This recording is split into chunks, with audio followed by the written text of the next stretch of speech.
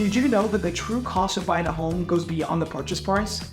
Hi, I'm James Goodman with the Goodman Taylor team powered by Place. There are some costs that you will want to be aware of when purchasing a home on top of your expected down payment. Some of these are going to be due at closing, so you'll have a little more time to plan and move funds around. But some will need to be available quickly after having your offer accepted. The first thing to be aware of is your earnest deposit. This is like a down payment on your down payment, and it shows the seller that you are serious and you're acting in good faith. The amount's negotiable, but it usually ends up being around 1% of the purchase price of the home. These funds are going to sit at the title company during the duration of the escrow period. If you breach the contract, you're going to risk losing these funds to the seller. If all goes well, this goes towards your down payment at the close of escrow. Also, plan to have funds available for a professional home inspection. This usually runs between $400 and $700 depending on what all you want inspected, the age of the home, and the size of the house. Be aware that if there are specific inspections that need to be done in addition to the general home inspection, that amount could go up. If you are getting a mortgage for the property, be prepared to pay for an appraisal. The lender will direct you further on this, but I've seen them go for around $600 to $800. By the time we get to closing, you're going to want to be able to have the balance of your down payment to the title company a couple days prior. You will also have closing costs.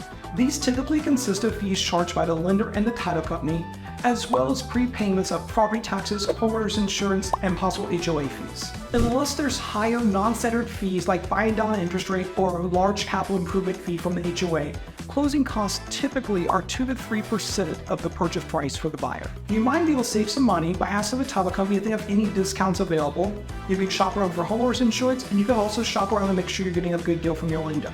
You'll also want to mention if you're a veteran or a first responder, sometimes that can get you any discounts. Once you close escrow and you own your home, I suggest having a savings account for things that'll need occasional maintenance or homeowner emergencies, like a broken sprinkler line or maybe your pool pump decides to quit on you.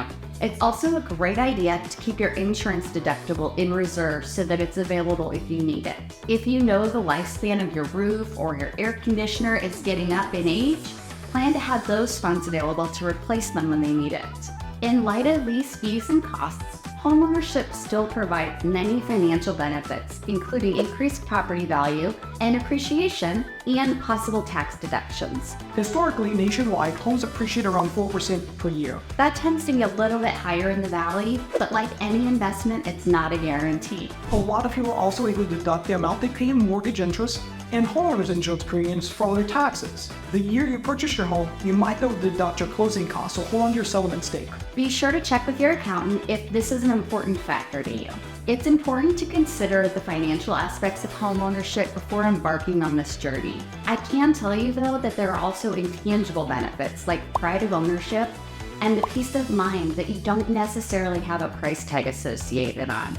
Like any other major decision, you'll want to conduct your own research and make sure that you're comfortable. Please feel free to share your own experiences and thoughts in the comment sections, or if you've encountered any unexpected costs while buying a home, we'd like to hear about it. If you found this video informative, make sure to hit the subscribe button and stay tuned for more valuable real estate insights. Until next time.